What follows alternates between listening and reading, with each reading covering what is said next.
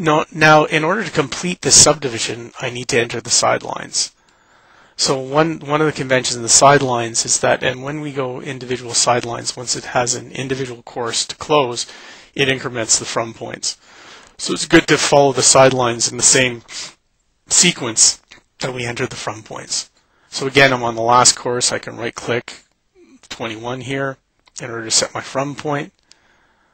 This is set to a curve, so I can just enter a dot to change it to this location. Now I'm coming 90 degrees off this line, so I can either enter this bearing directly, or I can enter, I think in this case it would be clockwise 90, right angle 90, contained within here to go north along here. It's just a quicker way of entering. It also supports entering angle subdivisions, which is in some jurisdictions. There's a couple in Canada, I believe there's one in the US and one in Australia that uses interior angles rather than either bearings or azimuths to represent a survey plan.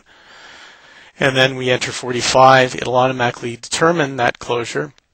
Now in this case I'm doing boundaries instead of roads, so I'm just going to change my specification to boundaries. You can see this is changed back to green again. So I'm on the same bearing, but I need to change my from point because I'm going from 23 because there's a curve point in between that, and then enter 42.52.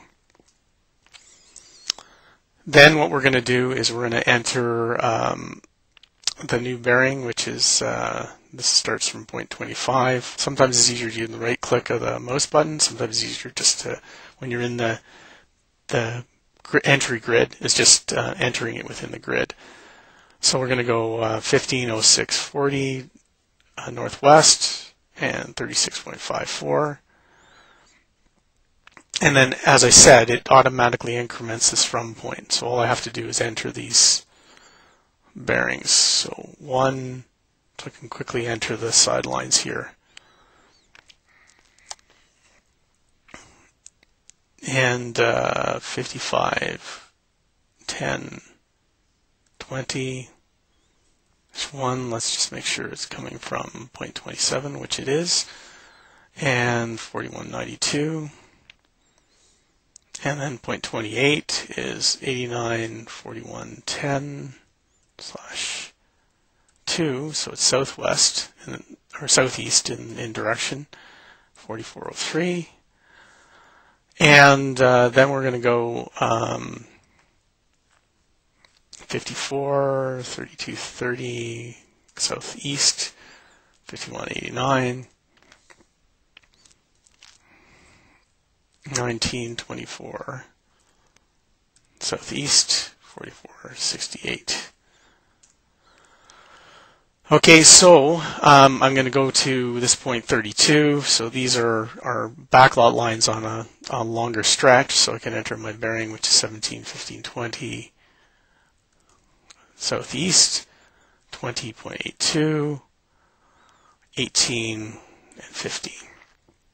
So now I just have two more lines to enter. So this is 14, 72, 44, 40, and 52.7. And 16, 72, oh, that was already set to the right bearing, so escape will always get me back to that location, so 42.11. Done. All, and we can save this file, save as, and call this PV3. So again, I can always reload this at any time.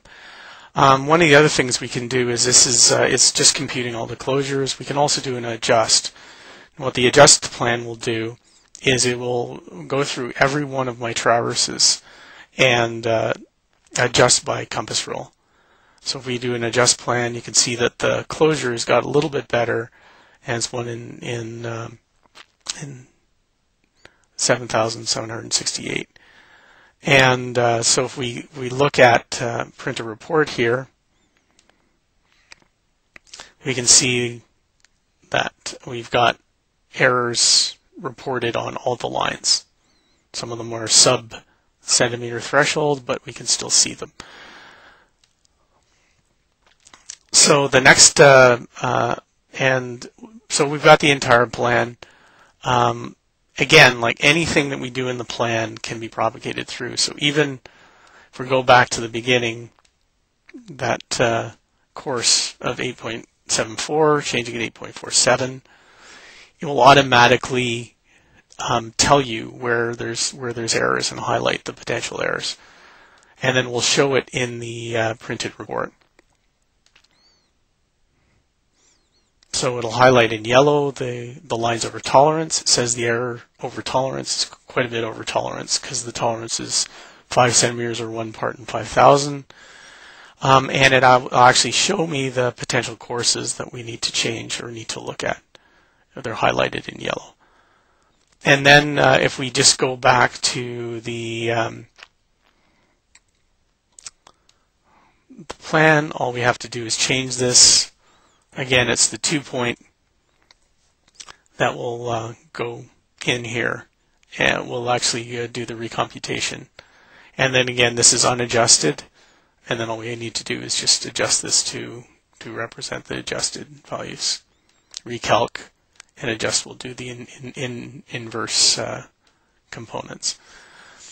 So now that we have this saved, there's another couple of things that we can do. One is we can export this to cadastral XML.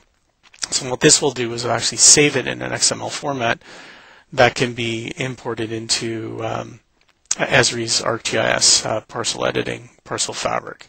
So it directly comes in, and all of the dimensions that have been entered are reflected on that. So it's captured the entire plan in this XML.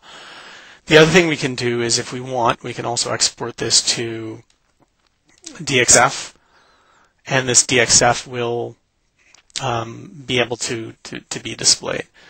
So that's the individual components. So that's the entry of the survey plan, basically using the scanned images as background.